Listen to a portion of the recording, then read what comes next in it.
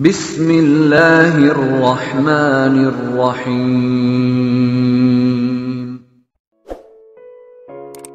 Ini dalilnya semua kita sudah tahu tentunya, surah Al-Asr.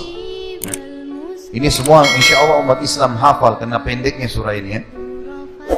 3 ayat, surah nomor 103. A'udzu billahi minasyaitonir rajim. Wal 'asr, demi masa waktu yang kalian lalui di dunia. Innal insana lafi khusr. Semua manusia pasti melalui kerugian. Illa alladzina amanu wa amilus shalihat. Kecuali orang yang beriman dan beramal saleh. Itu tidak akan melalui kerugian. Allah akan berikan dia jalan keluar dari masalahnya. Dan kalaupun sampai ada sesuatu masalah atau program atau proyek dia tidak dapat, berarti baik buat dia. Pasti itu, tidak mungkin tidak. Allah selamatkan dia. Wa tawasaw bil haqqi wa tawasaw bis sabr. Maka saling mewasiatkanlah kebaikan ini dan kebenaran ini, dan saling mewasiatkanlah agar sabar selama hidup di dunia, karena kalian akan menuju ke akhirat. Saya kasih contoh teman-teman, ada satu doktor ngajar di Ummul Qura, Dr. Muhammad, semoga Allah jaga beliau. Saya pernah mendengarkan salah satu kaset ceramahnya luar biasa gitu. Dia kasih contoh, dia bilang ada seseorang di Saudi, teman dia, salehnya luar biasa ibadahnya. Dia bilang, sholat malamnya gak kehilangan, sholat 5 waktu selalu on time, selalu menjaga istiqomah di jalan Allah, halal, haram. Satu waktu dia lamar seorang wanita dan diterima lamarannya. Pada saat sudah mau menikah, gitu kan, kurang lebih ditentukan jadwal, kalau saya tidak salah itu 3 bulan dari waktu itu akan menikah. 2 bulan atau 1 bulan sebelum pernikahan, tiba-tiba perempuan ini batal pernikahan, batal pernikahan, nggak jadi nikah. Laki-laki ini bertanya kepada calon mertuanya, ada apa? Saya juga nggak tahu. Ditanya perempuan ini oleh orang tuanya, kenapa nak? Malu keluarga? Enggak, pokoknya saya nggak mau nikah sama laki-laki ini. Bersikeras si perempuan tidak mau nikah. Kata Dr. Muhammad, dia bilang, saya setiap kali ketemu sama teman saya ini, teman saya selalu berdoa. Saya dengar doanya, ya Allah, kembalikan wanita ini pada saya suka sama dia. Luar biasa merengeknya sama Allah. Dan saya saking kesian sama dia, sampai saya mengatakan, ya Allah, kabulkan buat dia. Luar biasa dia mohonnya sama Allah.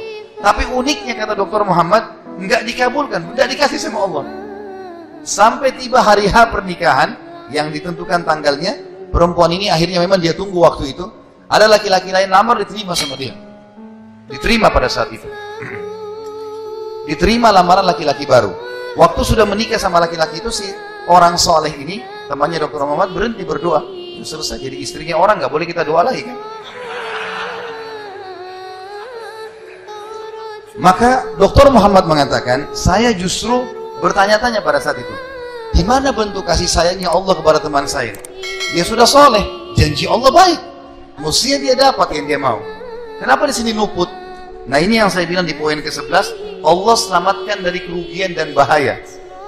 Ternyata dia bilang, justru setelah perempuan itu nikah sama laki-laki yang jadi suaminya sekarang, saya baru tahu bentuk kasih sayangnya Allah pada teman saya. Karena ternyata baru sebulan menikah, perempuan ini periksa ke dokter, dia punya sakit di dada sebelah kanannya, maaf, di payudara sebelah kanan. Dokter memvonis kena kanker payudara yang kronis, harus dipotong. Sebulan menikah, payudara kanannya dipotong. Bulan kedua, kanker itu sudah menyebar ke payudara kiri dan dipotong dua-duanya dalam 2 bulan pernikahan. Bulan ketiga, ini kejadian nyata. Bulan ketiga, ternyata perempuan ini punya masalah di urat saraf di bagian otak belakangnya, sehingga membuat kedua matanya buta. Dan bulan keempat, wanita ini meninggal dunia. Kata dia, Dr. Muhammad bilang, subhanallah, kalau teman saya yang jadi suami dia, maka dia tidak akan menikmati pernikahan. Tapi Allah selamatkan dia dengan caranya. Jadi kadang-kadang ada yang luput dari kita. Kita sudah mohon sama Allah, Allah belum kasih. Kalau Allah tidak kasih, teman-teman, yakin itu baik buat kita. Jangan sangka buruk sama Allah. Sebaliknya, kalau kita minta sesuatu yang besar kepada Allah, tidak ada yang mustahil.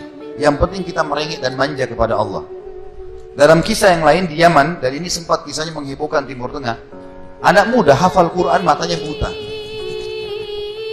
Anak ini dari kecil tidak pernah sekolah, dia tinggal di rumah, tapi orang tuanya panggilkan guru ngaji, dia hafal Quran. Satu waktu umurnya waktu mencapai sekitar 25 tahun, dia berpikir untuk menikah, punya perasaan fitrah manusia, walaupun dia tidak melihat dia ingin menikah.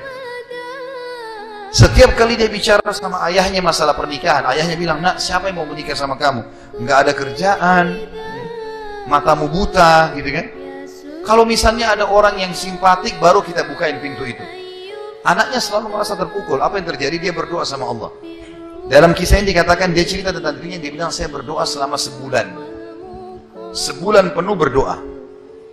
Mohon-mohon sama Allah. Kasih ya Allah, nikahkan saya. Dan doanya begini, ya Allah, karuniakan saya wanita yang paling cantik di Yaman, yang paling pintar, yang paling kaya. Begitu doanya. Saya sengaja datangkan contoh pernikahan supaya tidak ngantuk ini. Langsung melotot matanya laki-laki di sini. Tapi memang kisah nyata terjadi seperti itu. Maka teman-teman sekalian, di hari ke-30 dari doanya, sebulan dia berdoa, dia mimpi, ada orang datang dalam mimpinya mengatakan begini, hai anak muda, jodohmu namanya Fulana binti Fulana. Disebut nama perempuan itu. Ayahnya bernama Fulan bin Fulan. Itu tokoh masyarakat di kampung sebelah, di kota sebelah. Besok datanglah lamar. Begitu mimpinya dia. Dia bangun, kaget, dia sholat tahajud, kemudian dia sholat subuh. Habis sholat subuh dia ikut ke masjid. Buta matanya pergi sama ayahnya ke masjid. Pulang dari sholat subuh dia bilang sama ayahnya, ayah, ada enggak kota di sebelah kita ini namanya kota ini? Kata ayahnya, ada. Ada enggak orang namanya Fulan bin Fulan? Tokoh di situ. Kata ayahnya, ada. Ini dalam mimpi disebutin. Dia nggak tahu kota itu, dia nggak tahu orang itu. Kata ayahnya, ada. Itu tokoh masyarakat terkenal di sana, orang kaya raya. Ada nggak anaknya namanya Fulana binti Fulana?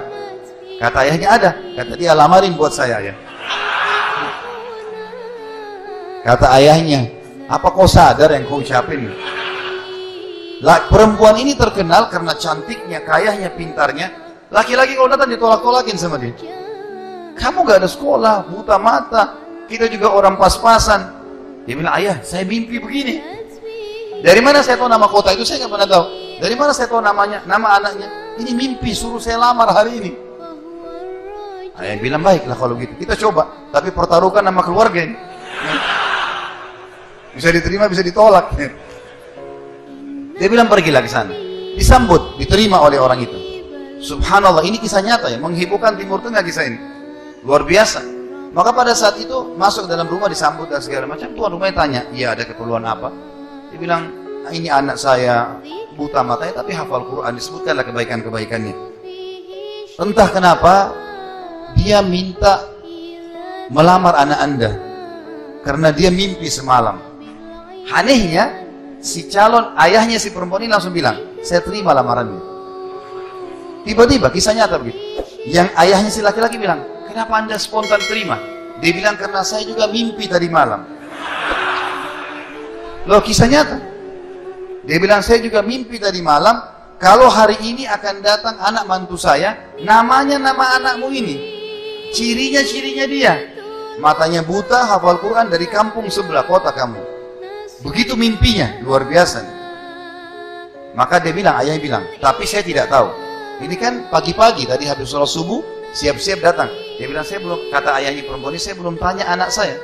Tergantung, anak saya terima ya sudah, kalau enggak ya enggak. Kata mereka, baik. Masuklah si ayah ke kamar anak perempuannya. Ini ayahnya ini sudah biasa, begitu ditanya, nak ada yang minta, saya nggak mau. Sudah biasa, nolak. Kata dia, nak, dari kampung sebelah, kota ini, kampung ini ada si Fulan, matanya buta, mau melamar kamu. Anak perempuan itu bilang apa? Ayah, nikahkan saya. Terima lamarannya. Kata ayahnya, bagaimana? Kau belum lihat orangnya? Dia bilang, tadi malam saya mimpi. Kisah nyata loh. Si perempuan itu mimpi. Mengatakan akan datang jodohmu besok, namanya Fulana bin Fulan, dari negeri kota sebelah, buta matanya, hafal Quran, terima lamarannya. Karena itu suami terbaik. Menikah gara-gara itu. Makanya sahabat dalam berdoa. Kita ini kadang-kadang atau antum ini sering berdoa, baru 2 kali sudah ngomel sama Allah. Sebulan orang berdoa, beberapa hari, sabar. Jadi minta sama Allah tidak ada yang mustahil. Gitu kan? Satu sisi yang lain, kalau kita sudah minta Allah belum kasih, berarti bukan Allah benci sama kita, justru Allah mau selamatkan kita sebagaimana kisah tadi wanita yang buta itu. Ini namanya contoh orang selamat dari kerugian. Allah selamatkan dengan caranya. Masuk dalam semua lini teman-teman ya, proyek yang kita dapatkan dan semuanya ini termasuk kebaikan.